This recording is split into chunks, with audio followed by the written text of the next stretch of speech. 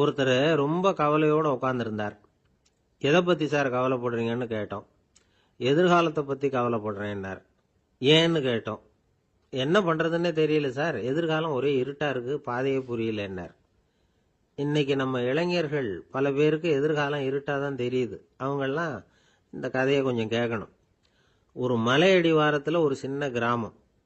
அந்த மலை ரொம்ப உயரமானது. அடர்த்தியாக செடி கொடிகள் மரங்கள் அதில் மண்டி கிடக்குது. பகல் வேளையில் இருட்டாக தான் இருக்கும், அவ்வளோ அடர்த்தி. அந்த மலை உச்சியில் ஒரு கோவில். முத நாள் ராத்திரியே புறப்பட்டாதான் காலையில் அந்த கோயிலுக்கு போய் சேர முடியும். கிராமத்து இளைஞன் ஒருத்தன் அந்த மலை உச்சிக்கு போக வேண்டியிருந்தது. கையில் ஒரு விளக்கை எடுத்துக்கிட்டு முத நாள் ராத்திரியே புறப்பட்டான். புறப்பட்டு போனவன் கிராமத்து எல்லையிலேயே நின்றுட்டான். ஏன் தெரியுமா? அவன் கையில் இருந்த விளக்கோட வெளிச்சம் 10 அடி தூரத்துக்கு தான் தெரியுது.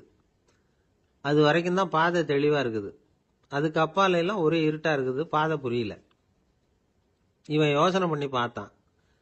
மனசுக்குள்ள ஒரு சந்தேகம். 10 அடி தூரம் தானே வெளிச்சம் தெரியுது, அப்படின்னா நாம் 10 அடி தூரம் தானே போக முடியும். அதுக்கும் அந்தாண்ட ஒரே இருட்டாக இருக்குதே, அதில் எப்படி நாம் நடந்து போகிறது? நாம் ரொம்ப தூரம் நடந்து போய் ஆகணுமே. அப்படிப்பட்ட நினப்பெல்லாம் அவனுக்கு வந்துட்டுது. இதுதான் அவன் மனசில் ஏற்பட்ட தயக்கம். இப்படி யோசிச்சுக்கிட்டே அந்த இளம் ஆசாமி புறப்பட்ட இடத்துலயே நின்றுட்டு இருக்கிறான். அந்த சமயத்தில் ஒரு வயசான பெரியவர் அந்த பக்கமாக வந்தார். அவர் கையில் இதை விட சின்னதாக ஒரு விளக்கு வச்சிருந்தார். அது எப்படின்னா, அது ஒரு 5 அடி தூரத்துக்கு தான் வெளிச்சம் காட்டுது. அவ்வளவு சின்ன விளக்கு. அவரும் மலை உச்சிக்கு போகிறதுக்காக தான் வந்துகிட்டு இருக்கிறார். அவரை பார்த்து இவன் கேட்டான், என்ன பெரியவரே, இவ்வளவு சின்ன விளக்க வச்சுக்கிட்டு அவ்வளவு தூரத்துக்கு எப்படி மலையேற போறீங்க அப்படின்னு கேட்டான். நீ ஏன் இப்படி தயங்கிட்டே நிக்கிறேன்னு கேட்டார் பெரியவர். என்கிட்ட இருக்கிற விளக்கு 10 அடி தூரத்துக்கு தான் பாதையை காட்டுதுன்னா. இப்போ பெரியவர் சொன்னார், தம்பி, உன் கையில் இருக்கிற விளக்கு கொடுக்குற வெளிச்சத்தை வச்சு நீ முதல்ல 10 அடி தூரம் முன்னாடி போ. 10வது அடியில் போய் நின்றுக்கிட்டு பாரு. மறுபடியும் ஒரு 10 அடி தூரத்துக்கு பாதை தெரியும். இப்படி உன் கையில் இருக்கிற விளக்கு தொடர்ந்து வெளிச்சம் காட்டிக்கிட்டே இருக்கும். நீ முன்னேற முன்னேற அந்த வெளிச்சமும் முன்னேறும். அதனால எத்தனை கிலோமீட்டர் தூரம் வேணும்னாலும் நீ இந்த 10 அடி தூரம் வெளிச்சத்தை வச்சுக்கிட்டே நீ போயிடலாம், புறப்படு அப்படின்னார். இப்போதான் அந்த பெரியவர் சொன்னது இளைஞனுக்கு பளிச்சுன்னு புரிஞ்சுதான். உடனே உற்சாகமாக புறப்பட்டான், உச்சிக்கு போய் சேர்ந்தான். இந்த கதையிலேருந்து நாம் புரிஞ்சிக்க வேண்டியது என்ன தெரியுமா? நீண்ட கால திட்டம் ஒன்று போடும் பொழுது நமக்கு முன்னாடி இருக்கிறத மறந்துட்டு மனசை போட்டு குழப்பிக்க கூடாது. உங்கள் கையில் என்ன இருக்கோ அதுலேயே உங்கள் எதிர்காலம் மறைஞ்சிருக்குது. கண் முன்னாடி தெரியறத வச்சு ஆரம்பிங்க, போக போக வழி தானா புலப்படும் அப்படிங்கிறார் ஒரு பெரியவர். பெரிய பயணங்களையெல்லாம் இப்படி தான் நடத்த வேண்டியிருக்கும். ஒவ்வொரு அடியாக எடுத்து வச்சா ஓடி போய் சேர்ந்து விடலாம். மலைச்சு போய் நின்றுட்டா நின்றுக்கிட்டே இருக்க வேண்டியது தான்.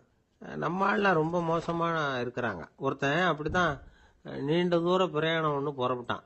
ரயில் போய்கிட்டே இருந்தது. கொஞ்சம் தூரம் போச்சு, பாதி வழியில் கையில் வச்சுருந்த டிக்கெட்டை காற்றுல விட்டுட்டான். ஐயோ, என் டிக்கெட்டு போயிட்டுதே அப்படின்னு கத்த ஆரம்பிச்சுட்டான். பக்கத்தில் இருந்த பெரியவர் அவனை பார்த்து பரிதாபப்பட்டு, கவலைப்படாத தம்பி, போனா போகுது, வேற டிக்கெட் வாங்கிக்கலாம் அப்படின்னு ஆறுதல் சொன்னார். அதுக்கு அவன் சொல்கிறான், சார், நான் அதுக்காக அழலை, அந்த டிக்கெட்டு கிடைச்சா தானே நான் எந்த ஊருக்கு போகணுங்கிறது எனக்கு தெரியும் அப்படிங்கிறான். ஒரே ஒரு ஊரில் ஒரு பாதிரியார் இருந்தார். ரொம்ப நாள் சந்தோஷமாக வாழ்ந்தார். ஒரு நாள் அவர் மடத்து சமையல் அறையில் பாத்திரங்களை கழுவி துலக்கி சுத்தப்படுத்திக்கிட்டு இருந்தார். அந்த சமயத்தில் ஒரு தேவதூதன் அவர் முன்னாடி வந்து நின்னான். இவர் நிமிர்ந்து பார்த்தார். ஆண்டவர் என்னை உங்ககிட்ட அனுப்பியிருக்கிறார். பரலோகத்தில் வாசம் செய்யறதுக்கு உங்களுக்கு நேரம் வந்துட்டுது அப்படின்னு நான் அந்த ஆள். ஆண்டவருக்கு என்னோட ஞாபகம் வந்ததுக்கு நன்றி. ஆனாலும் இப்போ இங்கே நீயே பாரு, எவ்வளவு பாண்டங்கள் பாக்கி இருக்கு. இவ்வளவையும் நான் சுத்தப்படுத்த வேண்டியிருக்கு. நான் நன்றி கெட்டவனாக இருக்க விரும்பலை. இந்த பணியை முடிக்கிற வரைக்கும் என்னுடைய பரலோக வாழ்வை தள்ளி வைக்க முடியுமா? நீ என்ன நினைக்கிற அப்படின்னு கேட்டார். தேவதூதன் தனக்கே உரிய விவேகத்தோட அன்போட பாதிரியாரை பார்த்தான். சரி, என்ன செய்யலாம்ங்கிறத அப்புறம் சொல்கிறேன் அப்படின்னு சொல்லிவிட்டு புறப்பட்டு போயிட்டான். ஒரு நாள் அந்த பாதிரியார் தோட்டத்தில் உள்ள களைகளை எல்லாம் ஒரு களை கொத்தியால் கொத்தி களை எடுத்துக்கிட்டு இருக்கிறார்.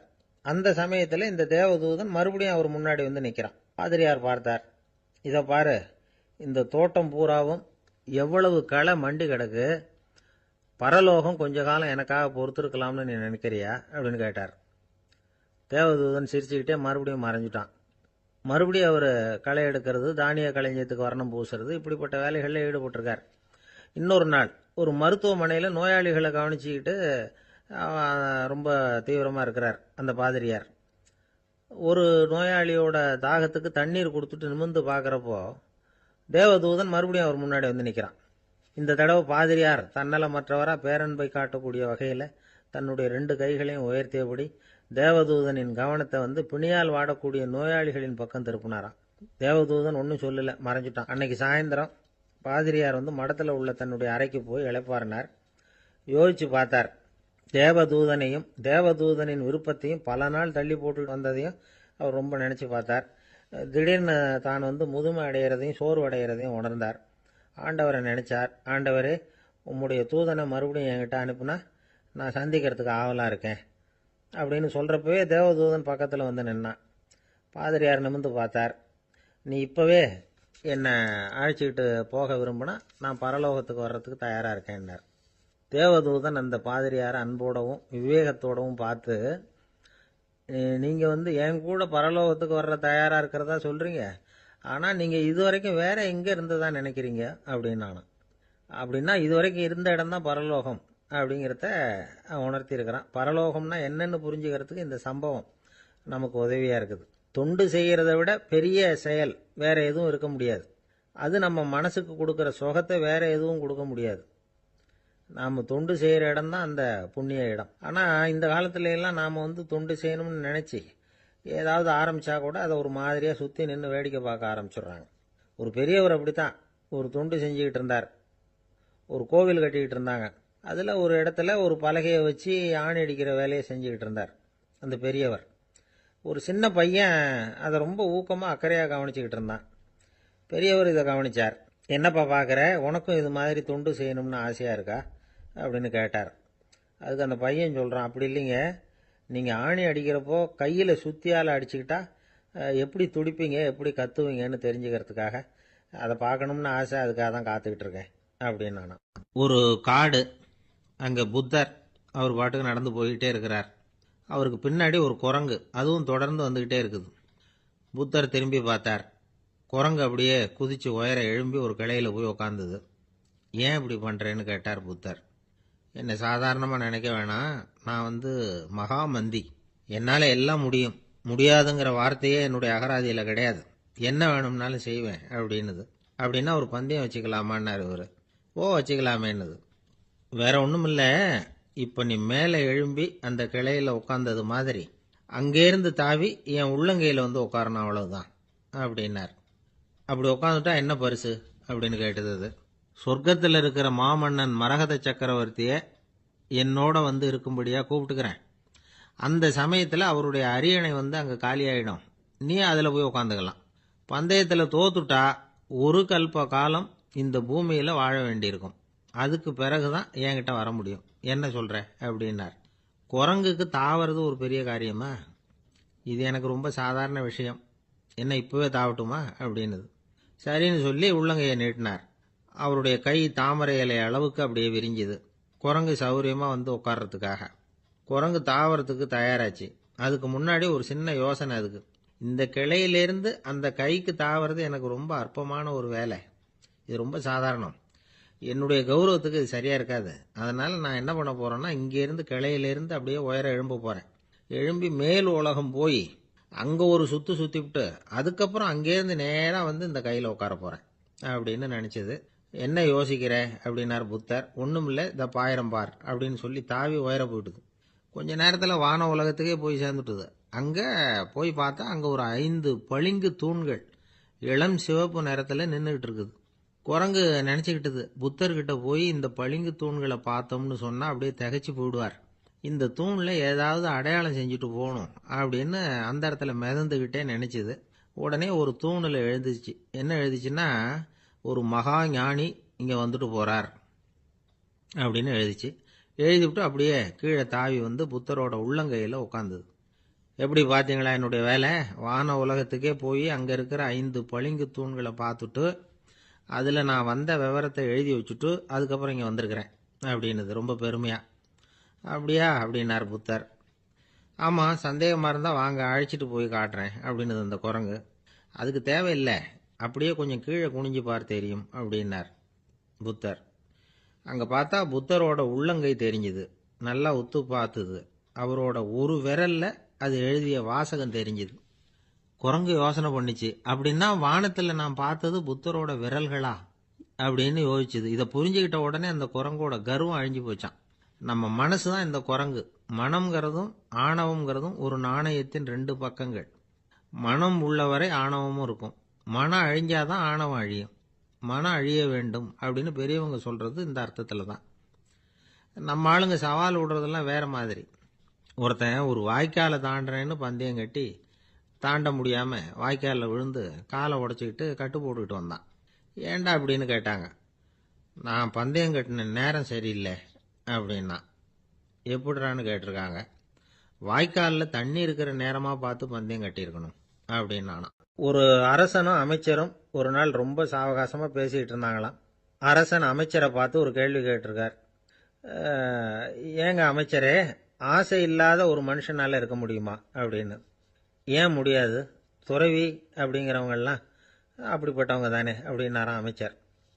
அவங்கெல்லாம் உண்மையிலேயே ஆசையை விட்டவங்க தானா அப்படின்னு கேட்டாராம் ராஜா. அப்படிதான் இருக்கணும் அப்படின்னாராம் அமைச்சர். அப்படின்னா ஆசையே இல்லாத ஒரு உண்மையான துறவியை நான் பார்க்கணுமேன்னார். அது என்ன பிரமாதம், அதுக்கு நான் ஏற்பாடு பண்ணுறேன் அப்படின்னு விட்டார் இவர்.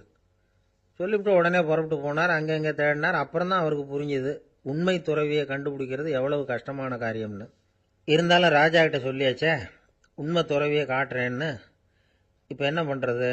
ராஜா கிட்ட சொன்னபடி நடக்கலைன்னா அவருக்கு கோபம் வந்துடும். அமைச்சர் ஒரு யோசனை பண்ணார். அவருக்கு ஒரு வழி தெரிஞ்சுது. அதுதான் சரின்னு முடிவு பண்ணார். அதாவது அந்த ஊரில் அவருக்கு தெரிஞ்ச நாடக நடிகர் ஒருத்தர் இருக்கிறார். நல்லா நடிப்பார். அவரை போய் பார்த்தார். இதை பாருப்பா, எனக்காக நீ ஒரு காரியம் செய்யணும்னார். என்னன்னு கேட்டார் அவர்.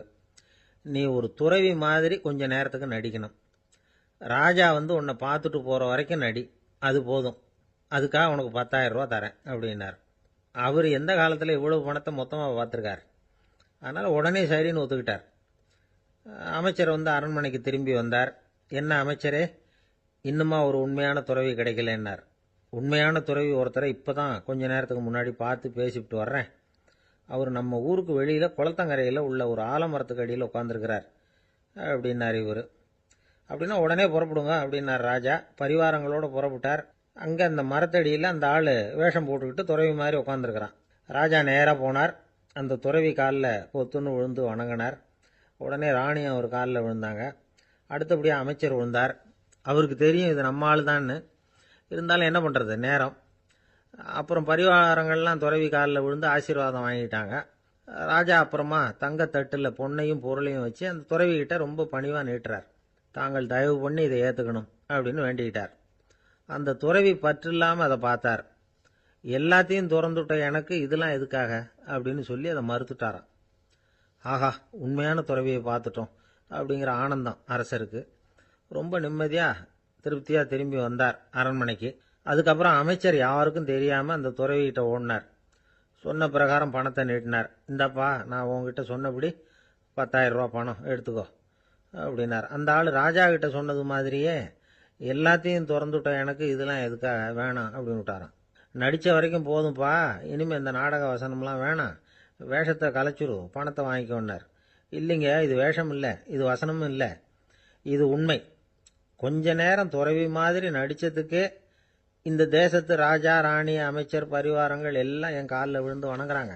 அப்படின்னா உண்மையான துறவியாக இருக்கிறது எவ்வளவு பெருமையான விஷயம். நான் உண்மையான துறவியாக ஆக போகிறேன், அப்படி முடிவும் பண்ணிட்டேன் அப்படின்னார் அந்த நடிகர். வேஷம் கூட எப்படிப்பட்ட விளைவுகளை உண்டு பண்ணுது பார்த்தீங்களா. நம்மால் ஒருத்தன் ரொம்ப வசதியாக தான் இருந்தான். ஒரு நாள் அவன் சொத்து பூரா திருட்டு போயிட்டுது. அதுக்கப்புறம் இவன் துறவி மாதிரி ஆயிட்டான். ஊர் ஊராக சுற்றினான். ஒரு குருநாதரை தேடி கண்டுபிடிச்சான். அவர்கிட்ட சீடனாக சேர்ந்துக்கிட்டான்.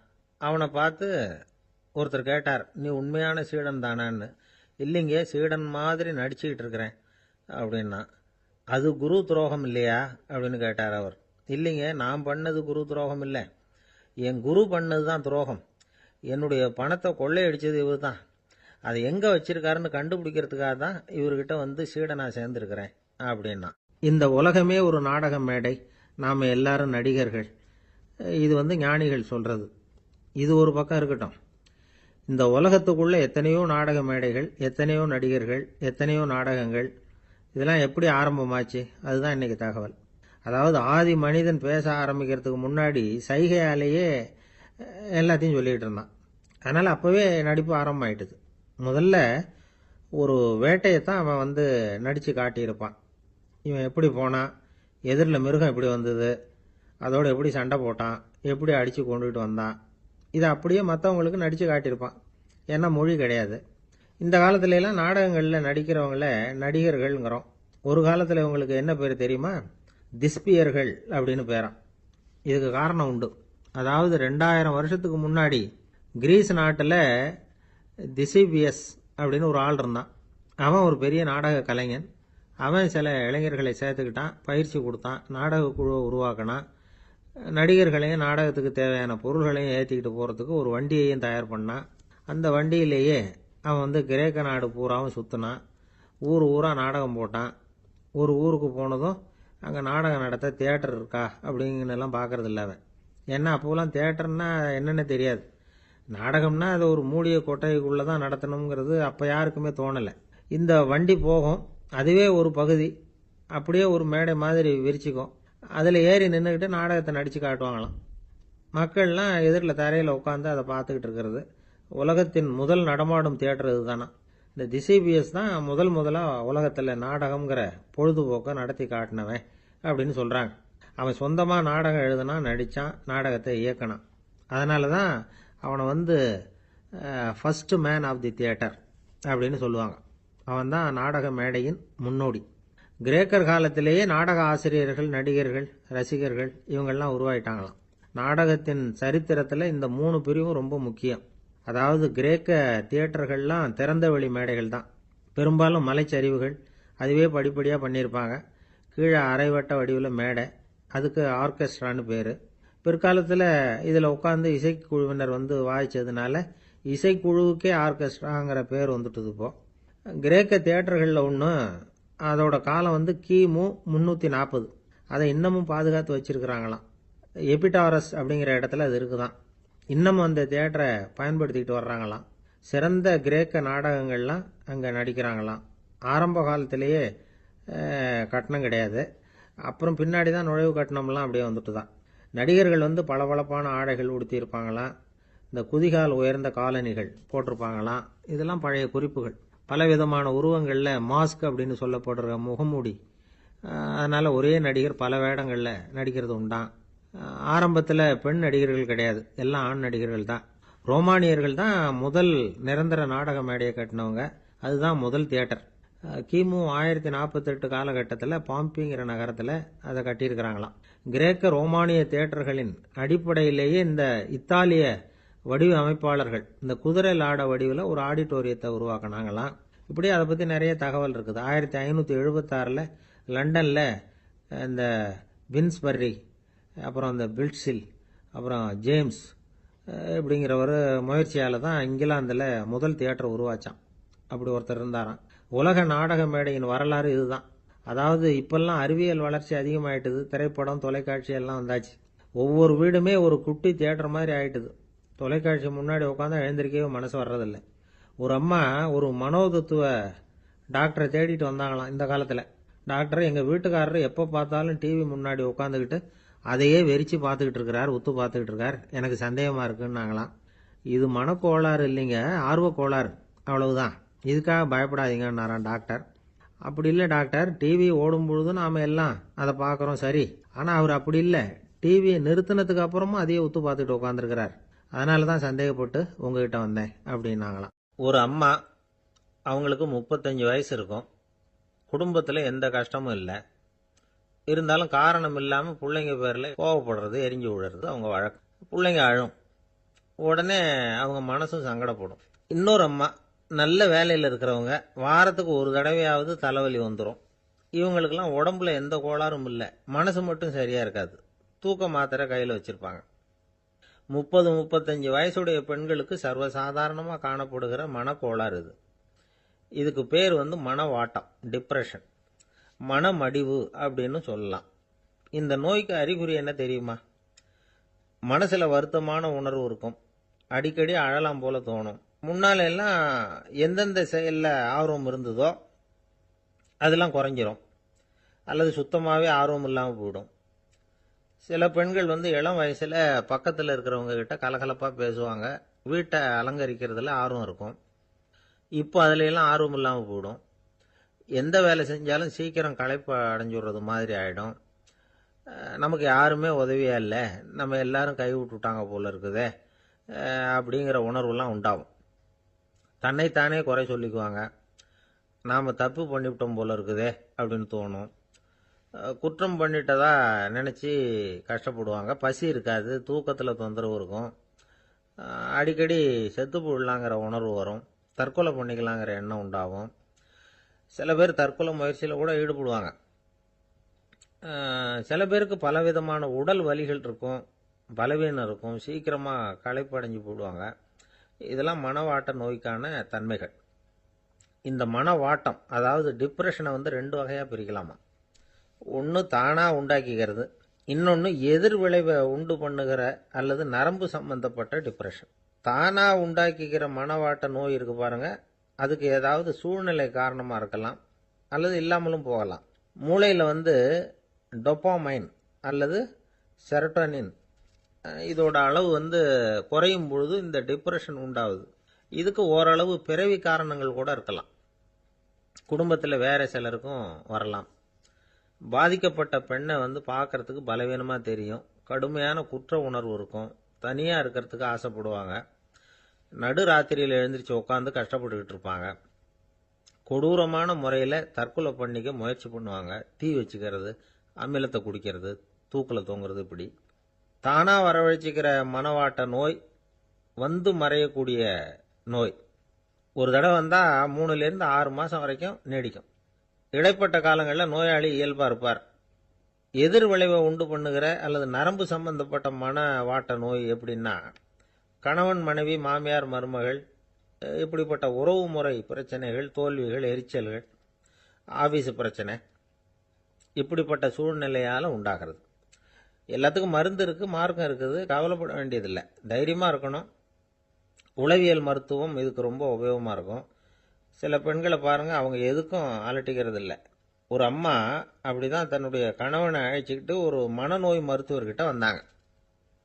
டாக்டர், எங்கள் வீட்டுக்காரர் திடீர்னு ஒரு மாதிரி ஆயிட்டார், வித்தியாசமாக நடந்துகிறார். எப்படின்னா, இவர் தன்னையே ஒரு ஒட்டடை குச்சியாக நினச்சிக்கிட்டு இருக்கிறார். அப்படி நினச்சிக்கிட்டு தன்னுடைய தலையாலேயே வீட்டில் உள்ள ஒட்டடையெல்லாம் தொடச்சிக்கிட்டு இருக்கிறார் அப்படின்னாங்க. எவ்வளவு நாளாக அப்படி இருக்குதுன்னு கேட்டார் டாக்டர். 1 வாரம் அப்படி இருக்குது அப்படின்னாங்க அந்த அம்மா. அப்படின்னா முன்னாடியே ஏன் அழைச்சிட்டு வரல அப்படின்னு கேட்டார் டாக்டர். வீடு பூரா சுத்தமாகட்டுமேனு பார்த்துக்கிட்டு இருந்தேன் டாக்டர் அப்படின்னாங்களாம் அந்த அம்மா. ஒரு பல்கலைக்கழகம், அங்கே ஒரு இலக்கிய பேராசிரியர், அவர் பாடம் நடத்திக்கிட்டு இருந்தார். ராபர்ட் ப்ரௌனிங் எழுதிய கவிதைகளை பற்றி சொல்லிகிட்டு இருக்கிறார். மாணவர்களும் ரொம்ப அக்கறையாக அதை கேட்டுக்கிட்டு இருக்கிறாங்க. ஒரு குறிப்பிட்ட கவிதையை பற்றி சொல்லும் பொழுது அந்த பேராசிரியருக்கே ஒரு சந்தேகம், அதாவது அந்த கவிதையின் சரியான அர்த்தம் என்னங்கிறதுல சந்தேகம். பேராசிரியர் யோசனை பண்ணார், அந்த கவிதையை முழுசாக புரிஞ்சிக்க முடியல. அதனால் மாணவர்களை பார்த்து சொன்னார், மாணவர்களே, ஒரு நாள் பொறுத்துங்க, இந்த கவிதையை எழுதின கவிஞர் எங்கள் வீட்டுக்கு பக்கத்தில் தான் இருக்கிறார். இன்னைக்கு சாயந்தரம் நான் அவரை நேரிலேயே போய் பார்க்குறேன், பார்த்து இதுக்கு என்னங்க அர்த்தம்னு கேட்டுட்டு வந்துடுறேன், அதுக்கப்புறம் உங்ககிட்ட சொல்கிறேன் அப்படின்னாராம். அன்னைக்கு சாயந்தரமே அந்த பேராசிரியர் கவிஞரை தேடிக்கிட்டு போயிட்டார். கவிஞர் அவங்க வீட்டில் அவர் பாட்டு உட்காந்துருந்தாராம். இவர் போய் அவர் முன்னாடி உட்காந்தார். அப்புறம் கேட்டார், ஐயா, அந்த கவிதையின் முழு பொருள் என்னன்னு தெரிஞ்சுட்டு போகிறதுக்காக வந்திருக்கிறேன் அப்படின்னாராம். எந்த கவிதை அப்படின்னாராம் அவர். இவர் அந்த கவிதையை சொல்லியிருக்கார். கவிஞர் கொஞ்சம் யோசனை பண்ணிவிட்டு அப்புறம் சொன்னாராம், பேராசிரியரே, நீங்கள் கொஞ்சம் தாமதமாக வந்துட்டீங்கன்னாராம். இவருக்கு ஒன்றும் புரியல. நீங்கள் என்ன சொல்கிறீங்க, நான் தாமதமாக வந்துட்டேன்னா? நீங்கள் தான் உயிரோடு இருக்கிறீங்களே, அப்படி இருக்கும்பொழுது நான் தாமதமாக வந்துவிட்டேன்னா அது எப்படி அப்படின்னு இவர் குழம்பி இருக்கிறார். இப்போ கவிஞர் சொன்னாராம், ஐயா, நான் உயிரோடு இருக்கிறேன்னா இல்லையாங்கிறது முக்கியம் இல்லை, நான் அந்த கவிதை வரிகளை எழுதினப்போ 2 பேருக்கு அதோட அர்த்தம் தெரிஞ்சிருந்தது, இப்போ ஒரே ஒருத்தருக்கு தான் அதோட அர்த்தம் தெரியும் அப்படின்னாராம். பேராசிரியர் யோசனை பண்ணியிருக்கார். அப்படின்னா அந்த ஒருத்தர் கவிஞர் ராபர்ட் ப்ரௌனிங்கை தவிர வேற யாரா இருக்க முடியும்?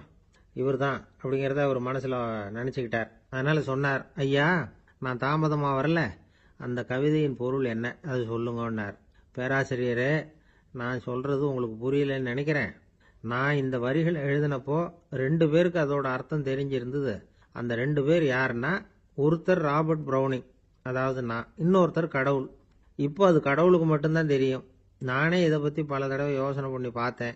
இது ரொம்ப அழகானது, ஆனாலும் ரொம்ப வழுக்கலானது.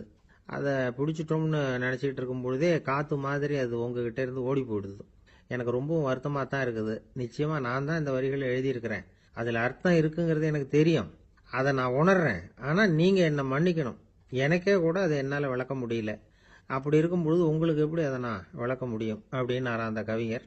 அனுபவிக்கப்படக்கூடிய எல்லாமே விளக்கப்படக்கூடிய ஒன்றல்ல, விளக்கப்படும் எல்லாமே அனுபவிக்கப்படக்கூடிய ஒன்றல்ல அப்படிங்கிறது ஞானிகளுடைய கருத்து. அதுக்காக தான் அந்த சம்பவம். வாழ்க்கையில் நீங்கள் தொடர்ந்து ஆய்வு செய்து கொண்டே இருக்கக்கூடிய விளக்கங்களை ஒருபோதும் அடைய முடியாத பரிமாணங்கள் இருக்கிறதுனால தான் அது அலுப்பு தட்டாமல் இருக்குது. உங்களால் நிறைய அனுபவிக்க முடியும். இருந்தாலும் நீங்கள் அனுபவித்து அறிந்த விஷயங்கள் கூட வார்த்தைகளால் விளக்கப்பட முடிவதில்லை அப்படிங்கிறது பெரியோர் சிந்தனை. இதெல்லாம் ஒரு பக்கம் இருக்கட்டும். நமக்கு தெரிஞ்ச பேராசிரியர் ஒருத்தர் 1 மணி நேரம் ரொம்ப விவரமா வகுப்பு எடுத்தார். கடைசியா சொன்னார், மாணவர்களே, ரொம்பவும் எளிமையா விளக்கமா எல்லா விவரமும் சொல்லியிருக்கிறேன். அதனால இதுல உங்களுக்கு சந்தேகம் வர்றதுக்கு வாய்ப்பே இல்லை. இருந்தாலும் கேட்க வேண்டிய கடமை கேட்கிறேன். இதுவரைக்கும் நடத்தினதுல யாருக்காவது ஏதாவது சந்தேகம் உண்டா அப்படின்னு கேட்டாராம். எனக்கு ஒரே ஒரு சந்தேகம்தான் சார் அப்படின்னு எழுந்திரிச்சு நிற்கிறான் ஒருத்தன். என்னன்னு கேட்டாராம். இதுவரைக்கும் நீங்கள் என்ன பாடம் சார் நடத்துனீங்க அப்படின்னானா அவன். அந்த ஆள் என்னை கண்ணாபுண்ணான்னு திட்டிவிட்டான் சார். அதை நினச்சா எனக்கு ரொம்ப வருத்தமாக இருக்கு அப்படின்னு சொல்லி கவலைப்பட்டார் ஒருத்தர். இதில் கவலைப்படுறதுக்கு என்ன இருக்குது அப்படின்னார் ஒரு பெரியவர். அவர் ஒரு மகான். என்ன சார் இப்படி சொல்கிறீங்க? ஒருத்தர் நம்ம பார்த்து திட்டுனா வருத்தமாக இருக்காதா அப்படின்னார். அது எப்படி வருத்தமாக இருக்கும்? திட்டுறதுங்கிறது என்ன? அது வெறும் சத்தம் தானே அப்படின்னார் அந்த பெரியவர். நம்ம ஆளுக்கு தலையை பிச்சுக்கலாம் போல இருந்தது. இருக்காது அப்படின்னா நமக்கு அப்படி தானே தோணுது. அந்த பெரியவர் சொல்கிறது ரொம்ப பெரிய விஷயம். அதை நாம் புரிஞ்சிக்க முயற்சி பண்ணலாம்னா நடைமுறை வாழ்க்கைக்கு அது ஒத்து வர்றது மாதிரி தெரிய மாட்டேங்குது.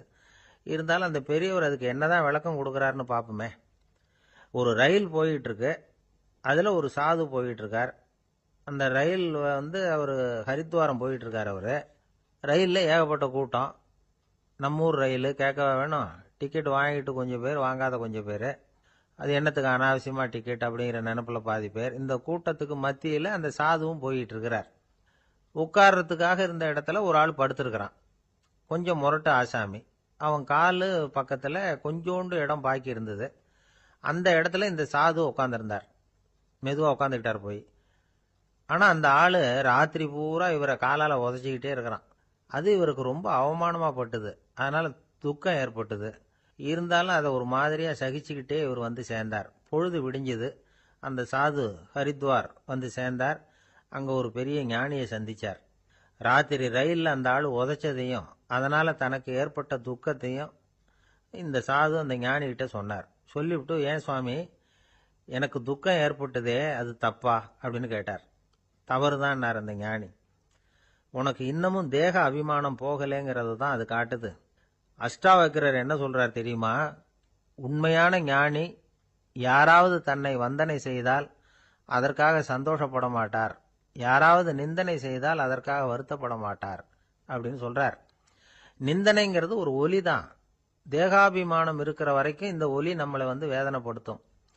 நான் தேகம் இல்லை, ஆத்மா அப்படிங்கிற நினைவு இருந்தா இந்த ஒலி நம்மளை பாதிக்காது.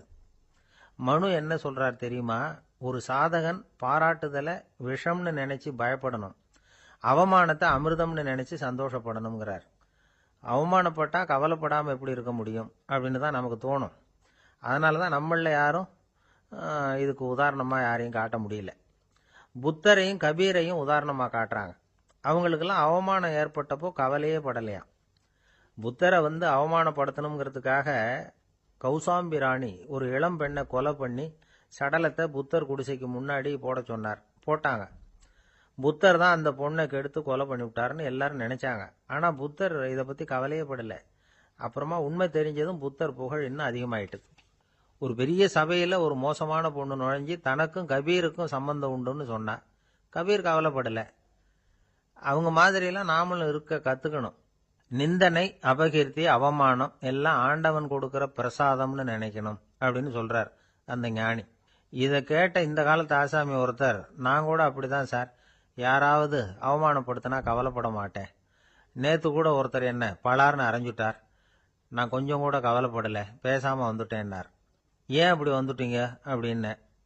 அவர் அரைஞ்சதுலேயும் ஒரு அர்த்தம் இருந்தது, அதனால தான் அப்படி வந்துட்டேன்னார். ஏன் அரைஞ்சாருன்னு கேட்டேன். 10 வருஷத்துக்கு முன்னாடி 15 ரூபா அவர்கிட்ட கடன் வாங்கினேன், அதை கேட்டு கேட்டு பார்த்துட்டு கடைசியாக தான் அரைஞ்சார் அப்படின்னார். ஆண்டவனுடைய பிரசாதம் இவருக்கு அடிக்கடி கிடைக்கும் போல இருக்கு. ஒருத்தர் சிகரெட்டும் கையுமா வந்தார்.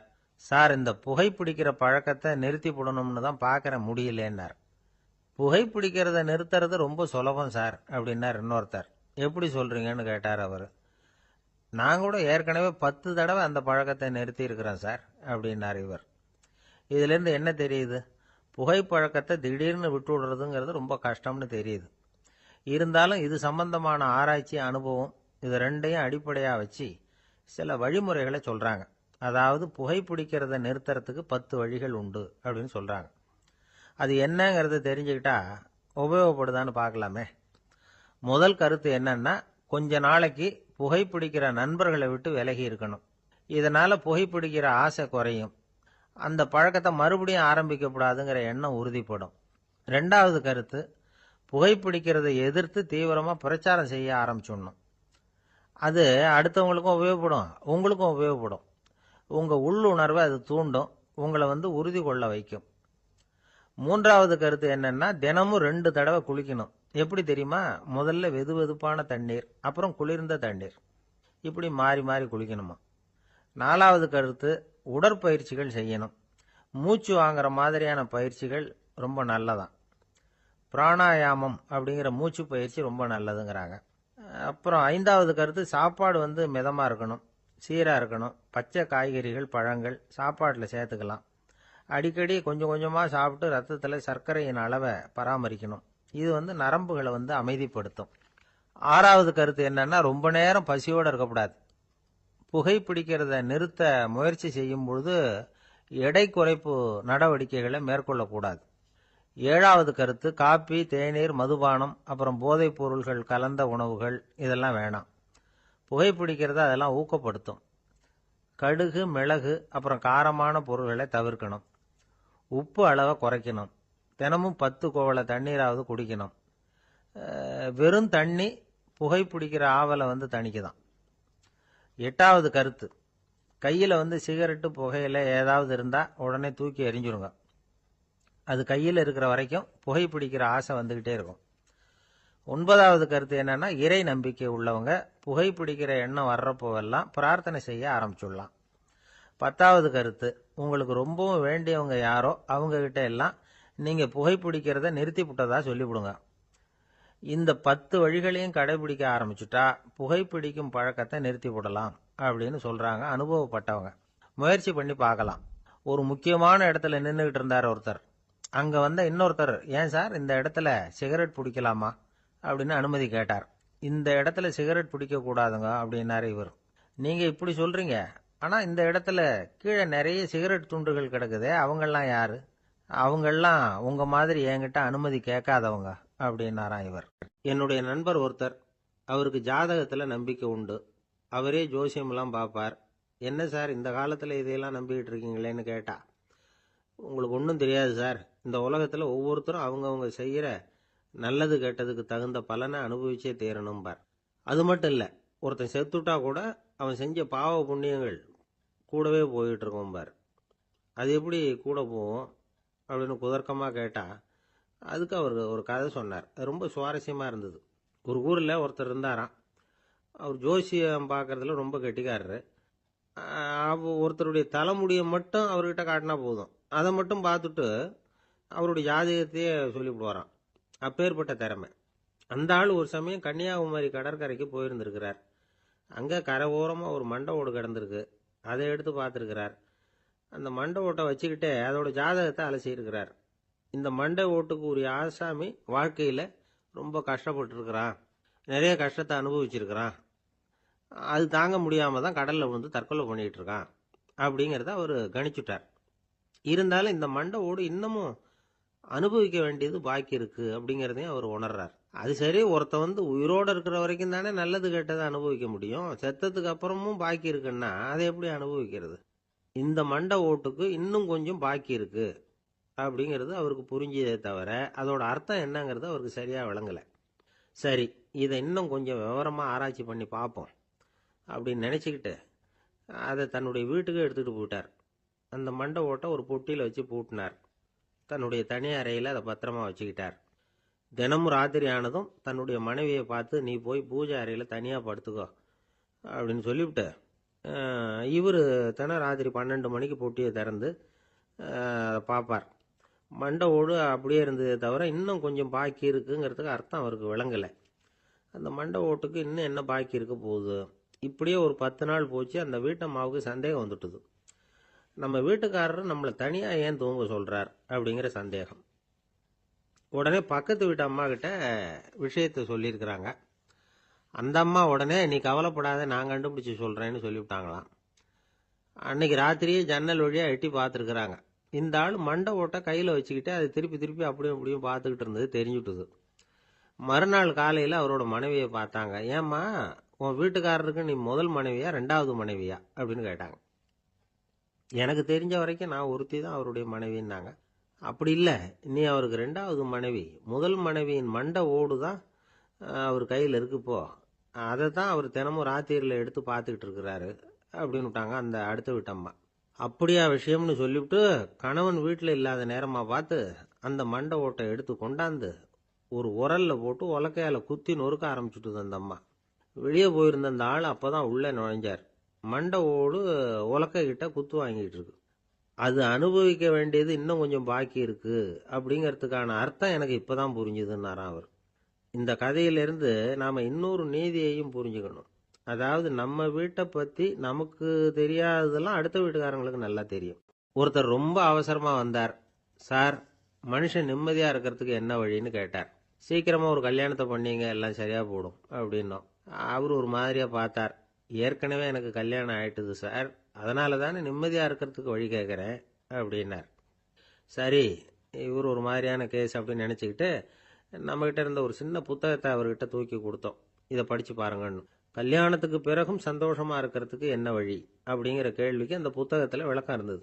கணவன் மனைவிக்குள்ள சிக்கல் வராமல் இருக்கிறதுக்கு அதில் சில வழிகளை சொல்லி கொடுத்துருக்குறாங்க. அதெல்லாம் என்னென்ன அப்படிங்கிறத இப்போ பார்க்கலாமா? குடும்பம்னு இருந்தால் கோபம் வரதான் செய்யும். அது வந்துட்டு போகட்டும், பரவாயில்ல. ஆனால் அந்த கோபம் ஒரே நேரத்தில் 2 பேருக்கும் வந்துடாமல் பார்த்துக்கணும். ஒரு சமயத்தில் யாராவது ஒருத்தர் தான் கோபப்படணும், அடுத்தவங்க அமைதியாக இருக்கணும். அதுக்கப்புறம் இவர் அமைதியான உடனே அவங்க ஆரம்பிச்சுக்கலாம். கோபமாக ஏதாவது சொன்னால் உடனே கோபமாக பதில் சொல்லக்கூடாது. கொஞ்சம் பொறுத்து கோபம் தீர்ந்த உடனே அந்த பதிலை சொல்லலாம். அப்போ பதில் கோபமாக இருந்தால் கூட அது அவ்வளவு பெருசாக தெரியாது. அற்ப விஷயத்துக்கெல்லாம் காய்ச்சி மூச்சுன்னு கத்திட்டு இருக்கக்கூடாது. உங்கள் 2 பேருக்குள்ள ஒரு தர்க்கம் ஆரம்பமாயிட்டுதுன்னு வச்சுக்கோங்க. கடுமையாக 2 பேரும் விவாதம் பண்ணுறீங்க. உங்களில் ஒருத்தர் இதில் ஜெயிக்கணும்னா அது நீங்களாக இருக்க வேணாம், அடுத்தவங்க ஜெயிக்கிறதுக்கு நீங்கள் துணையாக இருங்களேன். அப்படின்னா நீங்கள் கொஞ்சம் விட்டு கொடுக்கணும், அவ்வளவுதான். ஏதாவது குத்தம் சொல்லணுமா, செஞ்ச தப்பை சுட்டி காட்டணுமா, விமர்சனம் பண்ணணுமா, பண்ணுங்க, வேணான்னு சொல்லலை. ஆனால் சொன்னதை அப்படி சொல்கிறத கொஞ்சம் அன்பாக இதமாக சொல்லுங்கள். எப்போ நடந்த தவறுகளையெல்லாம் இப்போ போய் மறுபடியும் ஞாபகப்படுத்திகிட்டு இருக்க வேண்டாம். நான் அப்போவே சொன்னேன் இந்த புடவை வேணாம்னு, நீங்கள் தான் கேட்கல, இப்போ பாருங்கள் கிழிஞ்சு போச்சு இப்படின்னு கத்துனாங்க ஒரு அம்மா. எப்போ சொன்னீங்கன்னு கேட்டால் ஒரு 10 வருஷத்துக்கு முன்னாடி தீபாவளி சமயத்தில் அப்படிங்கிறாங்க. அது என்ன இன்னும் அப்படியே புதுசாகவே இருக்கும்?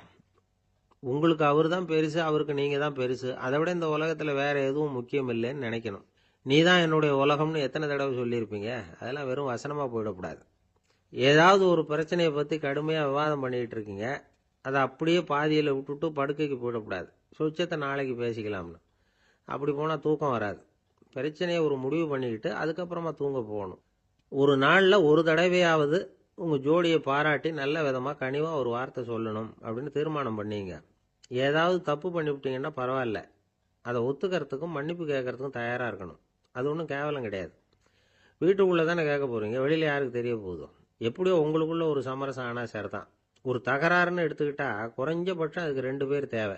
தனியாகவே உட்காந்துக்கிட்டு நான் இப்போ தகராறு பண்ணிட்டு இருக்கிறேன் அப்படின்னு யாரும் சொல்ல முடியாது.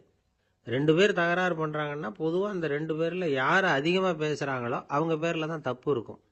அதை மனசில் வச்சுக்கணும். இதெல்லாம் தான் அந்த புத்தகத்தில் போட்டிருக்கிற வழிமுறைகள். இவ்வளவும் சரியாக வரலைன்னா அப்புறமா சொல்லுங்கள், வேற புத்தகம் ஏதாவது இருக்கான்னு தேடுவோம். ஒரு கணவன் தன்னுடைய மனைவியை அழைச்சிட்டு ஒரு மனோதத்துவ டாக்டர்கிட்ட வந்தாராம். டாக்டர், எங்களுக்கு கல்யாணம் ஆகி 30 வருஷ காலமாக நாங்கள் ஒரு விஷயத்தில் கூட ஒத்து போனதில்லை அப்படின்னு ஆரம்பித்தார். உடனே அந்த அம்மா குறுக்கிட்டு, அது 30 வருஷம் இல்லை, 32 வருஷம் அப்படின்னாங்களாம். ஒரு சின்ன பையன் வந்தான். அவனை பார்த்து ஒரு கேள்வி கேட்டோம். ஏன்ப்பா உங்கள் வீட்டில் அம்மா புத்திசாலியா அப்பா புத்திசாலியா அப்படின்னு. அவன் அலட்சியமாக நம்மளை பார்த்து சிரிக்கிறான். என்ன சார் இது, இந்த காலத்தில் இது கூட தெரியாமல் இருக்கிறீங்களே அப்படிங்கிறான். ஒரு சின்ன பையன் நம்மளை பார்த்து இப்படி கேட்டு விட்டானே அப்படின்னு நினைக்கிறப்போ நமக்கு ஒரு மாதிரி ஆகிடும். அதுக்கப்புறம்தான் இந்த தாத்தா பாட்டிலாம் சொல்கிற ஒரு கதை ஞாபகத்துக்கு வந்தது. அது என்ன கதை தெரியுமா? ஒரு ஊரில் ஒரு அம்மாவும் பிள்ளையும் இருந்தாங்களாம். அந்த மகனுக்கு திடீர்னு தேசாந்திரம் போய் வரணும்னு ஆசை வந்துட்டுது. ஊராக போய் சுற்றி பார்க்கணுங்கிற ஆசை. அந்த அம்மாவுக்கு இது பிடிக்கல. மகனை பிரிஞ்சு இருக்கிறதுக்கு அவங்க மனசு இடம் கொடுக்கல. வேணாப்பான்னு சொல்லி பார்த்தாங்க, அவன் கேட்கல. திடீர்னு புறப்படவும் செஞ்சுட்டான். சரி, இனிமேல் அவனை தடுக்க முடியாதுன்னு முடிவு பண்ணிட்டாங்க அந்த அம்மா. இருந்தாலும் புத்திசாலித்தனமாக ஒரு யோசனை பண்ணாங்க. மகனை கிட்டத்தில் கூப்பிட்டாங்க. அவங்ககிட்ட சொன்னாங்க, இதை பாருப்பா, நீ தேசாந்திரம் போகிறதுன்னு தீர்மானம் பண்ணிவிட்ட, அதை நான் தடுக்கலை, போயிட்டு வந்துடும். ஆனால் போகிறதுக்கு முன்னாடி எனக்கு ஒரு வாக்குறுதி கொடுத்துட்டு போ அப்படின்னாங்க. போகிறப்போ ராத்திரியாக இருந்தாலும் பகலாக இருந்தாலும் சரி, புளிய மரத்து நிழலில் தான் தங்கணும். திரும்பி வர்றப்போ இரவும் பகலும் நீ வேப்ப மரத்து நிழல்லே தங்கணும் அப்படின்னாங்க. சரி, அப்படியே செய்கிறேன்னு சொல்லி வாக்குறுதி கொடுத்தான் பையன். புறப்பட்டு போனான்.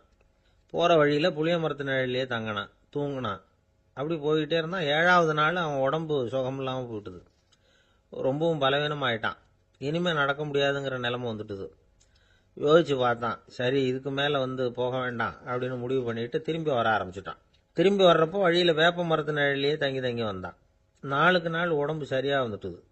7வது நாள் வீட்டுக்கு சேர்றான். உடம்பு பழையபடியே கலகலப்பாயிட்டுது. பூர்ண சுகம். தேசாந்திரம் போன பையன் திரும்பி வந்துட்டானே அப்படின்னு அந்த அம்மா ஆச்சரியப்படலை. ஏன்னா அவங்களுக்கு தெரியும் இப்படி ஆகும்னு. பையன் சீக்கிரமாக திரும்பி வரணுங்கிறதுக்காக தான் அவங்க அந்த யோசனையை சொன்னாங்க. என்ன விஷயங்கிறதையும் அவங்களே சொன்னாங்க. மகனே, புளிய மரத்து நிழல் உடம்புக்கு உஷ்ணத்தை கொடுக்கும், சீக்கம் உண்டாக்கும். அதனால் நீ தொடர்ந்து புளிய மரத்து நிழலில் தங்கினாவே நோய்க்கு ஆளாயிட்ட. அதனால் பயணத்தை முடிச்சுக்கிட்டு திரும்பி வரணுங்கிற முடிவுக்கு வந்துட்ட. திரும்பி வர்றப்போ நீ தங்கினது வேப்ப மரத்து நிழல். அது உடம்புக்கு குளிர்ச்சியை தரக்கூடியது, நோயை தீர்க்கக்கூடியது. அதனால் சுகமாக வீட்டுக்கு சேர்ந்துட்ட. உன்னோட தேசாந்திர பயணத்தை தடுக்கிறதுக்காக தான் இப்படி பண்ணினேன் அப்படின்னாங்களாம் அந்த அம்மா. பார்த்தீங்களா அம்மாவோட புத்திசாலித்தனத்தை? அப்பாவாக இருந்தால் இப்படியா பண்ணுவார்? ஒரு அப்பா பையன்கிட்ட 10 ரூபா கொடுத்து இதை எடுத்துக்கிட்டு அடுத்த ஊருக்கு போய் அங்கே இருக்கிற மாமா கிட்ட இதை கொடுத்துட்டு வாடா, வழியில் எங்கேயாவது மரத்தடியில் படுத்து தூங்கி விடாதே அப்படின்னு எச்சரிக்கை பண்ணி அனுப்புனாராம். பையனுக்கு எச்சரிக்கையாக வாழறது எப்படிங்கிறத கற்றுக் கொடுக்கறதுக்காக இப்படி பண்ணார். அவன் பணத்தை வாங்கிட்டு போனான். அப்பா சொன்னதை மறந்துட்டு ஒரு மரத்தடியில் படுத்து தூங்கிட்டான். அவனுக்கு தெரியாமல் அவன் பின்னாடியே போன அப்பா அவன் கையில் இருந்த அந்த 10 ரூபாயை நைஸாக எடுத்துகிட்டு வந்துட்டார். அவன் பையில் தானே வச்சிருந்தான், அது தெரியாமல் எடுத்துகிட்டு வந்துட்டார். அவன் தூங்கிக்கிட்டு இருக்கான். எடுத்துகிட்டு ஒரு மறுபடியும் வீட்டுக்கு வந்துட்டார். பையன் மூழ்கிக்கிட்டு பையை தடவி பார்க்குறான், பணத்தை காணும். அழுதுகிட்டே திரும்பி வந்தான். அப்பா கிட்ட விஷயத்த சொன்னான்.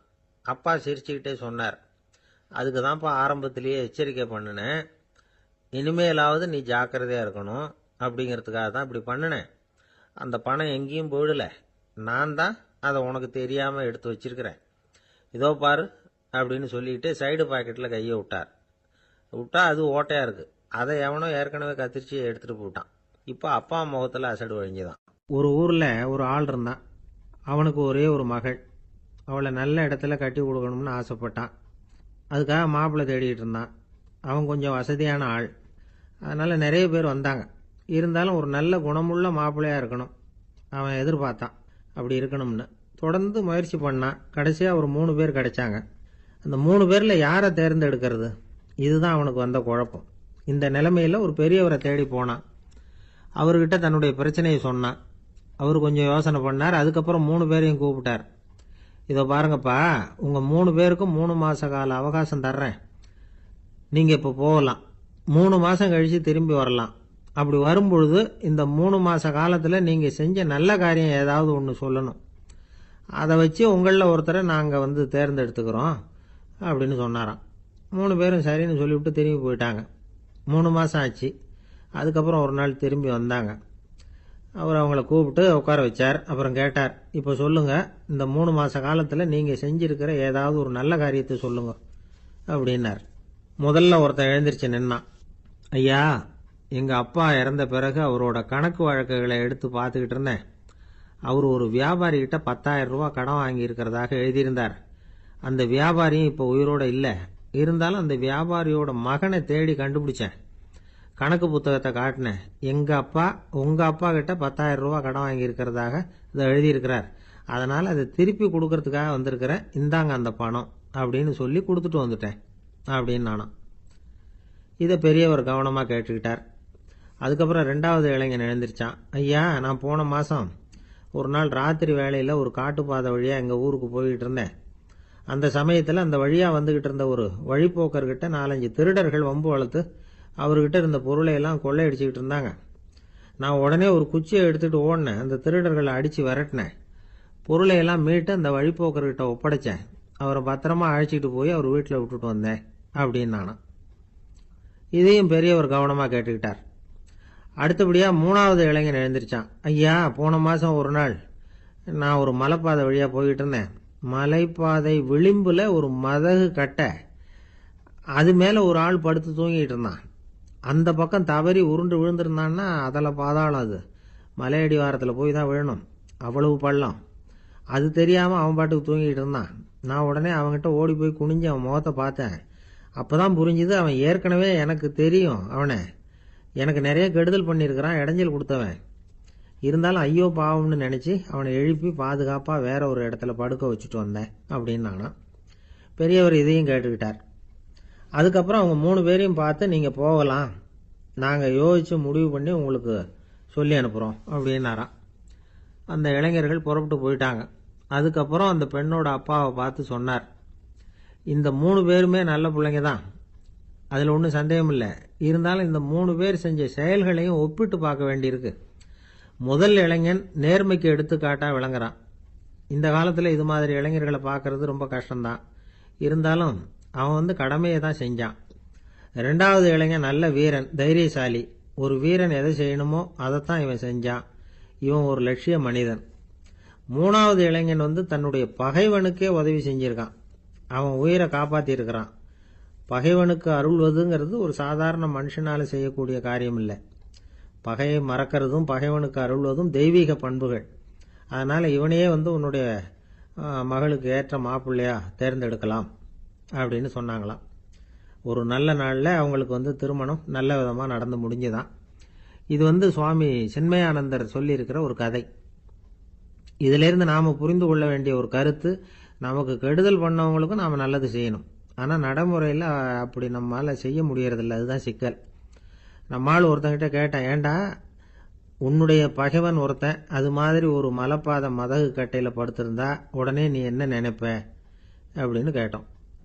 இது ஒரு அருமையான சந்தர்ப்பம்னு நினைப்பேன் அப்படின்னா. எதுக்குன்னு கேட்டோம்.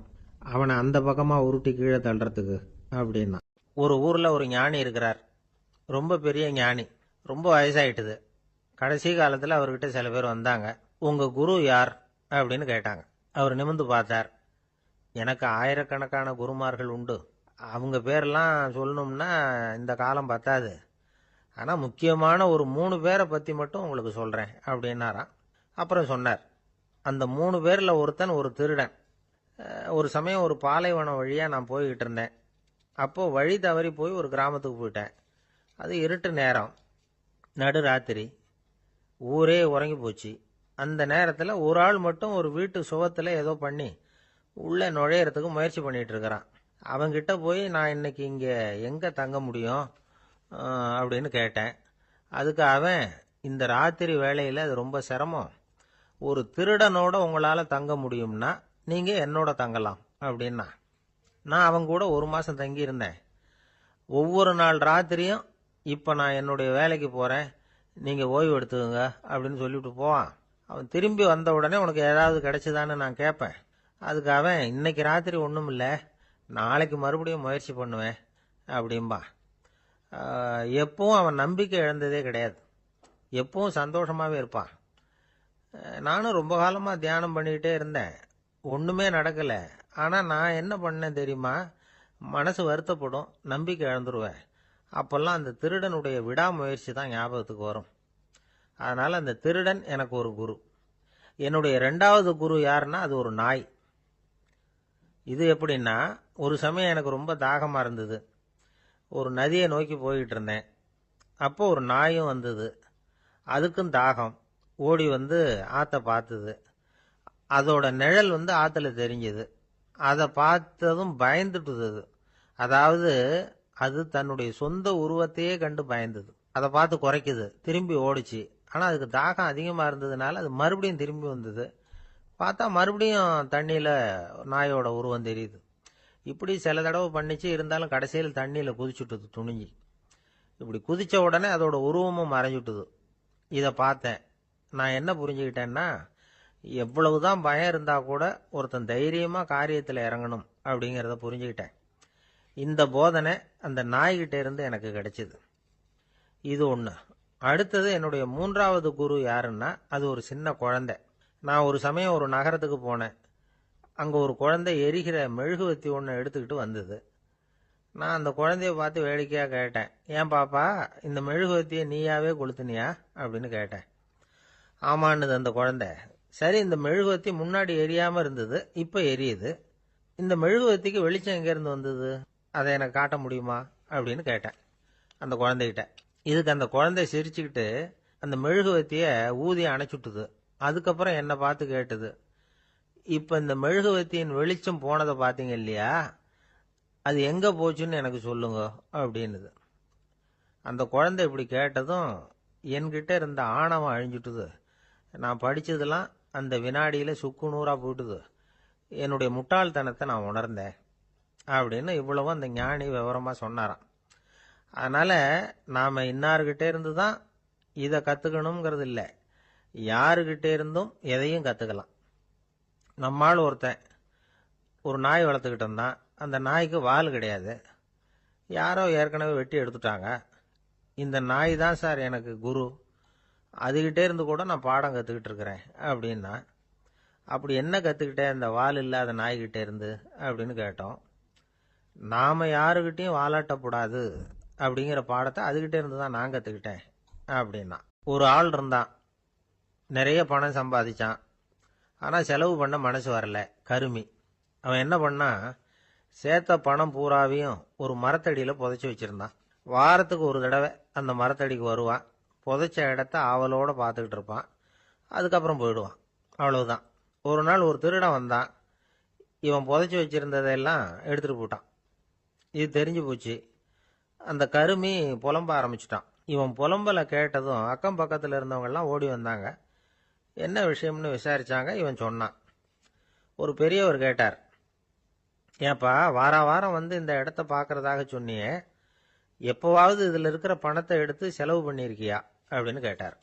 நான் அப்பப்போ வந்து அதை பார்க்கறது தான் வழக்கம், அதை தொட்டதே இல்லைன்னு அவன். சரி, அப்படின்னா இப்பவும் நீ அதே மாதிரி வாரம் ஒரு தடவை வந்து இந்த இடத்த பார்த்துட்டு போகலாமே அப்படின்னாராம் அந்த பெரியவர். அதுவும் சரிதானே, எவ்வளவு காலமானாலும் அவன் அந்த பணத்தை எடுத்து செலவு பண்ண போறதில்ல. அப்படி இருக்கிறப்ப உள்ளே பணம் இருந்தாலும் ஒண்ணுதான், இல்லாம போனாலும் ஒண்ணுதான். இதுல இருந்து என்ன புரியுதுன்னா, ஒருத்தர்கிட்ட இருக்கிற பணத்தை கொண்டு அவர் பணக்காரரா ஏழையா அப்படின்னு முடிவு செய்யறது சரியில்லை. அந்த செல்வத்தை அனுபவிக்கிற திறன், பயன்படுத்துற திறன், அதை வச்சுதான் அவர் ஏழையா பணக்காரரா அப்படிங்கிறத நிர்ணயம் பண்ணணும். அதுதான் சரி. செலவு பண்ண தெரியாதவன் சேகரம் பண்ணிட்டே இருக்கிறதுனால என்ன பிரயோஜனம்? தலைமுடியே இல்லாதவன் தாராளமா சீப்புகளை வாங்கி சேகரம் பண்றது மாதிரி தானே இது. சில சமயம் செலவு பண்ண நாம தயாரா இருந்தா கூட அந்த செல்வம் நமக்கு பயன்படுறதில்ல. அரேபியாவில் ஒரு நகை வியாபாரி விலை உயர்ந்த முத்துக்களை எல்லாம் அவர் வச்சு வியாபாரம் பண்ணிட்டு இருந்தார். அவர் ஒரு சமயம் ஒரு பாலைவனம் வழியா போயிட்டு இருக்கிறார் ஒட்டகத்துல. அப்போ திடீர்னு கடுமையான புயல் வீச ஆரம்பிச்சுட்டுது. திசை தவறி இவர் எங்கேயோ வந்துட்டார். கூட வந்தவங்களையும் காணல, எங்க போனாங்களோ தெரியல. இவர் ரொம்ப பயந்து போய் அங்கே எங்கேயுமா அலைஞ்சு திரியிறார். வழியே தெரியல. பசி கடுமையாயிட்டுது. ஒட்டகத்து முதுகுல ஒரு மூட்டை இருந்தது. அதை பிரிச்சு பார்த்தார். உள்ள ஏதாவது இருக்கான்னு தேடி பார்க்கறார். அது வரைக்கும் கண்ணில் தட்டுப்படாத அபூர்வமான ஒரு பை கண்ணில் பட்டுது. ஆஹா, அதில் ஏதாவது சாப்பிட்றதுக்கு இருக்கும் அப்படின்னு நினச்சி ஆவலாக அதை பிரித்து பார்க்குறார். அந்த பையில் விலை உயர்ந்த முத்துக்கள் நிறைய இருந்துதான். அப்போ தான் அவர் நினைச்சாராம், விலை உயர்ந்த முத்துக்கள் கூட சாப்பிட்றதுக்கு உணவாக முடியாது அப்படிங்கிறத புரிஞ்சுக்கிட்டாராம். எந்த நேரத்தில் எது நமக்கு தேவையோ அது நமக்கு தாராளமாக கிடைக்கணும்.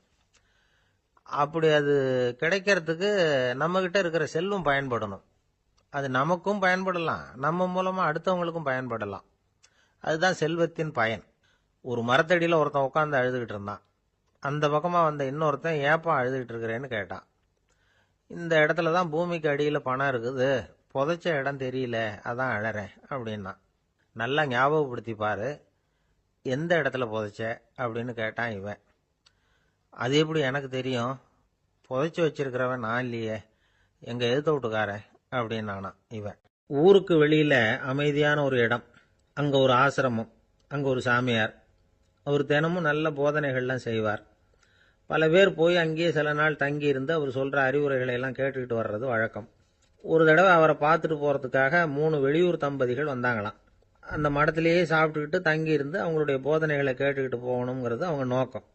காலையில குளிச்சுட்டு பூஜையில உட்கார்ந்தார் அந்த சுவாமி. இவங்களும் குளிச்சுட்டு அந்த பூஜையை பார்க்கறதுக்காக அவர் முன்னாடி வந்து உட்கார்ந்தாங்க. பூஜை ஆரம்பமாச்சு. சம்பிரதாயப்படி அது ரொம்ப நேரம் நடந்துக்கிட்டே இருக்குது. இவங்களுக்கு நல்ல பசி இருந்தாலும் இந்த நேரத்தில் அதை எப்படி வெளியில் காட்டிக்கிறது? பேசாமல் இருந்தாங்க. அந்த சுவாமி பூஜையை முடித்தார். அதுக்கப்புறம் பேச ஆரம்பித்தார். பேச்சு அருமையாக தான் இருந்தது, அமிர்தமாக தான் இருந்தது. இருந்தாலும் இவங்களுக்கு இருக்கிற வயிற்று பசி அது சரியாக கவனிக்க விடலை. அந்த சுவாமியே இதை கவனிச்சதா தெரியல. இவங்களுக்கு மனசுக்குள்ள ஒரு எண்ணம், உள்ள சாப்பாடு தயாராகிட்டு இருக்கும் போல இருக்கு, இந்த பேச்சு முடிஞ்சது நம்மளை உள்ளே அழைச்சிட்டு போய் சாப்பாடு போடுவாங்கன்னு நினைக்கிறோம் அப்படின்னு இவங்களாம் நினச்சிக்கிட்டாங்க. ஆனால் சுவாமி இதை பற்றி எதுவுமே பேசலை, கண்டுக்கலை. ஒரு அம்மாவால் அதுக்கு மேலே சும்மா இருக்க முடியுமா? முடியல. சாப்பாட்டை கவனிக்கலாமா அப்படின்னு சொல்லி மெதுவாக ஆரம்பித்தாங்க. ஓ கவனிக்கலாமே அப்படின்னு உள்ளே அழைச்சிட்டு போனார் சுவாமி. இவங்க ரொம்ப அவசரமாக எழுந்திருச்சு உள்ளே ஓடினாங்க. அங்கே ஒரு மேஜை மேலே ஒரு கிண்ணம் மூடி இருந்தது. ஓ இதுதான் சாப்பாட்டு மேஜை போல இருக்கு, இங்கே சாப்பாடு வந்துடும் அப்படின்னு நினச்சாங்க. உடனே போய் சுற்றி உட்காந்துக்கிட்டாங்க. சுவாமி அந்த கிண்ணத்தை எடுத்து அந்த அம்மா கிட்ட கொடுத்தார். அவங்க அதை வாங்கி மூடியை திறந்து பார்க்குறாங்க. உள்ளே ஒரு சாவி இருக்குது. ஓ சரிதான், இது சமையலறை சாவி போல இருக்கு, அங்கே போய் அதை திறந்து சாப்பாட்டை நாமே எடுத்துக்கிட்டு வந்து இங்கே வச்சுக்கிட்டு சாப்பிடணும் போல இருக்கு அப்படின்னு நினச்சாங்க. சாவி இருக்கு இல்லையா, வாங்க பூட்டு நிறையா காட்டுறேன் அப்படின்னு சுவாமி அவங்கள அழைச்சிட்டு போனார், காட்டினார். இவங்க அந்த அறையை ரொம்ப அவளோட திறந்தாங்க. உள்ளே பார்த்தா அங்கே அரிசி, பருப்பு, விதவிதமான காய்கறி எல்லாம் இருக்குது. சமையலுக்கு வேண்டிய மிளகாய், எண்ணெய், பால், தயிர், நெய் இப்படி எல்லாமே இருக்குது. அடுப்பு, விறகு, நெருப்பு போட்டி அது கூட அங்கே இருக்குது. சாப்பாடு தயாராக இருக்கும்னு நினச்சிக்கிட்டு போனால் இப்படி இருக்குதே அப்படின்னு சொல்லி அதை பார்த்ததும் ரொம்ப சோர்ந்து போட்டாங்க அவங்க. சுவாமி என்ன இது சாப்பாடு இல்லையா அப்படின்னாங்க. அதுதான் சாப்பாட்டுக்கு வேண்டிய எல்லாம் இங்கே இருக்குதே, அடுப்பு மூட்டி நீங்கள் தான் அவங்கவுங்க ருசிக்கு தகுந்த மாதிரி சமைச்சுக்கணும். இந்த சன்னியாசிக்கு எப்படி சமைக்க தெரியும் அப்படின்னு கேட்டார் சுவாமி. சாப்பாடு தயாராக இருக்கும்னு நாங்கள் எதிர்பார்த்தோம் அப்படின்னாங்க. நீங்கள் இப்படி சொல்லுவீங்கன்னு நானும் எதிர்பார்த்தேன். இது வரைக்கும் நான் எவ்வளவோ தத்துவம்லாம் எடுத்து சொன்னேன். எல்லாத்தையும் விட இதுதான் அனுபவபூர்வமான தத்துவம். ஆண்டவன் நமக்கு நல்ல மனசை கொடுத்துருக்குறான், நல்ல வாய்ப்புகளையும் தந்திருக்கிறான், அதையெல்லாம் பயன்படுத்திக்கக்கூடிய மூளையையும் சிந்தனையையும் கொடுத்துருக்குறான். அதனால் அடுப்பை தான் நீங்கள் மூட்டணும். அடுப்பை நீங்கள் தான் மூட்டணும். உங்களுக்கு உகந்ததை நீங்கள் தான் சமைச்சு ருசித்து அனுபவிக்கணும். ஆண்டவனே அதை செஞ்சுக்கிட்டு இருக்க மாட்டான் அப்படின்னாராம் அந்த சுவாமி. நம்முடைய வாழ்க்கையில் பல நல்ல பலன்களை பெறறதுக்கு நாம தான் முயற்சி பண்ணணும். அதுக்குரிய சூழ்நிலையை தான் ஆண்டவன் கொடுப்பானே தவிர அதை விளக்கறதுக்காக தான் அந்த சுவாமி அப்படி செஞ்சு காட்டியிருக்கிறார். இது ஒரு பெரியவர் இப்படி ஒரு விளக்கம் கொடுத்தார். அதுக்கப்புறம் அந்த 3 தம்பதிகளும் தெளிவடைஞ்சுட்டாங்களாம். நாம் தெளிவடைகிறது எப்போங்கிறது தான் தெரியல அப்படின்னு பல பேர் இதை கேட்டுட்டு சொல்லிட்டு இருக்கிறாங்க. இந்த கதையை நம்முடைய நண்பர் ஒருத்தர்கிட்ட சொன்னேன். அந்த நண்பர் ரொம்ப சந்தோஷப்பட்டார். நீங்கள் சொல்கிறது கரெக்டு சார், ஆனால் நான் அதை விட ஒரு படி மேலே சார். எனக்கெல்லாம் அரிசி பருப்பு இருக்கிற ரூம் எதுன்னு கையை காட்டிட்டா போதும். உடனே கிண்ணத்துலேருந்து சாவியை எடுத்து கொடுக்கணுங்கிற அவசியம்லாம் இல்லை எனக்கு. அப்புறம் எப்படி ரூமை திறந்துருவீங்க அப்படின்னு கேட்டேன். பூட்டை உடைச்சி திறந்துருவேன், அதுதான் எனக்கு பழக்கம் அப்படிங்கிறார். ஒரு பெரிய அரசன் இந்த உலகம் பூராவையும் ஆண்டுகிட்டு இருந்தான். ரொம்ப காலம் அப்படி அரசாட்சி பண்ணிக்கிட்டு இருந்தான். திடீர்னு அவனுக்கும் சில எதிரிகள் முளைச்சாங்க. அவங்க எல்லாம் ஒண்ணு சேர்ந்து இவனை தோற்கடிச்சுட்டாங்க. தோத்து போனதும் இவனுக்கு பயம் வந்துட்டுது, எங்க எதிரிகள் நம்ம கொன்னுடுவாங்களோ அப்படின்னு. வெளியில வந்தா தனக்கு ஆபத்துன்னு பயந்துகிட்டு யாருக்கும் தெரியாம ஒரு குகைக்குள்ள போய் பதுங்கி கிடக்குறான். நிலைமைய பாருங்க. முதல் நாள் அரண்மனையில அதிகாரம் பண்ணிக்கிட்டு இருந்தவன் மறுநாள் குகையில பயந்து போய் பதுங்கி கிடக்குறான். ராத்திரி நேரம் வந்தது, பசி வயத்தை கிள்ளுது, பிச்சை எடுத்து சாப்பிட வேண்டிய நிலைமை. பிச்சை எடுக்கிறதுக்கு பாத்திரம் வேணுமே, என்ன பண்றது அப்படின்னு அங்கேயும் இங்கேயும் பாக்குறான். ஒரு மூலையில யாரோ விட்டுட்டு போன ஒரு ஓடு கிடக்குது. அதை எடுத்துக்கிட்டு புறப்பட்டான். இருட்டுல வழி புரியல. ஏதோ ஒரு யூகத்துல காலை மெதுவா எடுத்து வச்சு நடந்து போயிட்டு இருக்கிறான். வழியில ஒரு கருப்பு நாய் படுத்து கிடந்தது. இருட்டுல அவன் இது கண்ணுக்கு சரியா தெரியல, அவனுக்கு தவறி போய் காலை வச்சுட்டான். அது மேல நாய் சும்மா இருக்குமா, வள்ளுன்னு உழுந்து கடிச்சு விட்டுது. காலை பாக்குறான், காலத்தையும் நினைச்சு பாக்குறான். அரண்மனையில வீரக்கழல் அணிந்த காலை உடைய மன்னா அப்படின்னு புகழ்வாங்களே புலவர்கள்லாம். ஆனா அது இன்னைக்கு நாய் கடிச்ச காலம் ஆயிட்டுதே அப்படின்னு நினைக்கிறான். அது மட்டும் இல்ல, முன்னாடி எல்லாம் பொற்கிண்ணங்கள்ல தான் அவன் சாப்பிடுவான். ஆனா இப்போ உடைஞ்சு போன ஓட்டு, அது ஓட்டை கையில வச்சுக்கிட்டு நிக்கிறான். அதுல ஏதாவது யாராவது சாப்பாடு போடுவாங்களான்னு. முன்னாடி எல்லாம் நிறைய பேர் அரண்மனைக்கு வருவாங்க. அரசருக்கு காணிக்கைன்னு சொல்லி இவன் காலடியில கொண்டாந்து கொட்டுவாங்க. அப்போலாம் இவன் அந்த ஜனங்களுடைய முகத்தை திரும்பி கூட பாக்குறது இல்ல, ரொம்ப கர்வமா உட்காந்துருப்பான். அதே ஆளு இன்னைக்கு எல்லார் கண்ணுலயும் படுறது மாதிரி பிச்சை எடுத்துக்கிட்டு இருக்கிறான். அப்போலாம் காணிக்கைகளை தன்னுடைய கையால வாங்குறது தனக்கு கௌரவ குறைச்சல்னு நினைச்சு தன்னுடைய வேலைக்காரங்களை விட்டுதான் அதை வாங்க சொல்லுவான். இப்ப பாத்தீங்கன்னா அவனே தன் கையாலேயே பிச்சை வாங்குறான். நினைச்சு பாருங்க, அந்த மனுஷன் முத நாள் அரசன், மறுநாள் பிச்சைக்காரன். எவ்வளவு வித்தியாசம். செல்வம் தான் இப்படி ஒரு வித்தியாசம் ஏற்படுறதுக்கு காரணம். அப்படிப்பட்ட செல்வம் வாழ்க்கையை நடத்துறதுக்கு நமக்கு தேவைதான். ஆனா அதையே நாம அடைய வேண்டிய பயனா நினைக்கிறோம் பாருங்க, அதுதான் வேடிக்கை. இத நம்மாழ்வார் அழகா ஒரு பாசுரத்துல சொல்றார். ஒரு நாயகமாய் ஓட உலகுடன் ஆண்டவர், கருணாய் கவர்ந்த காலர், சிதைகிய பானையர், பெருநாடு காண இம்மையிலே பிச்சைதாம் கொள்வர், திருநாரணன் தாழ் காலம் பெற சிந்தித்து உய்மினோ அப்படிங்கிறார் நம்மாழ்வார். ஒரு பெரிய பணக்காரர் ஒரு துறவிகிட்ட போய், சாமி என்கிட்ட நிறைய பணம் இருக்கு, இருந்தாலும் நிம்மதி இல்ல, என்னால நிம்மதியா இருக்க முடியல, என்ன காரணம்னு கேட்டாராம். உடனே அந்த துறவி இதுக்கு நேரடியா பதில் சொல்லாம பக்கத்துல நின்றுகிட்டு இருந்த ஒரு குழந்தைய கூப்பிட்டார். அது ஓடியாந்தது. ஒரு ஆப்பிள் பழத்தை எடுத்து அது கையில கொடுத்தார். அதை வாங்கிக்கிட்டு குழந்தை சிரிச்சுது. இன்னொரு பழத்தை எடுத்து கொடுத்தார். அதை இன்னொரு கையில வாங்கிட்டு சிரிச்சுது. மூணாவது ஆப்பிள் எடுத்து கொடுத்தார். 2 பழத்தையும் நெஞ்சில் அணைச்சிக்கிட்டு 3வது பழத்தையும் வாங்கறதுக்கு முயற்சி பண்ணிச்சு. ஆனா அது உடனே நழுவி கீழே விழுந்து உருண்டு ஓடிச்சு. ஏற்கனவே இருந்ததும் விழுந்துட்டுது. இப்ப அந்த குழந்தை அழ ஆரம்பிச்சுட்டுது. இப்ப அந்த துறவி பணக்காரர்கிட்ட சொன்னாராம், குழந்தைய கவனிச்சியா, 2 ஆப்பிள் போதும்னு அது நினைச்சிருந்தா இப்போ அது அழ வேண்டிய அவசியம் வந்திருக்குமா அப்படின்னாராம். எதுவுமே அளவுக்கு மிஞ்சினா துன்பம் தான். இந்த காலத்துல இதெல்லாம் யாரு காதுல வாங்குறாங்க? ஒருத்தனை நல்ல வழிக்கு கொண்டு வரணும்னு நினைச்சு அவனை கூப்பிட்டு உட்கார வச்சு இந்த கதையை சொல்லிட்டு இருந்தாங்க. சொல்லிவிட்டு அந்த குழந்தை செஞ்சது தப்பு தானே அப்படின்னு கேட்டிருக்கிறாங்க. ஆமா, தப்பு தான், நானா இருந்தா அப்படி செஞ்சிருக்க மாட்டேன் நானா, இவன் 2 பழமே போதும்னு சொல்லிருப்பியா அப்படின்னு கேட்டிருக்காங்க.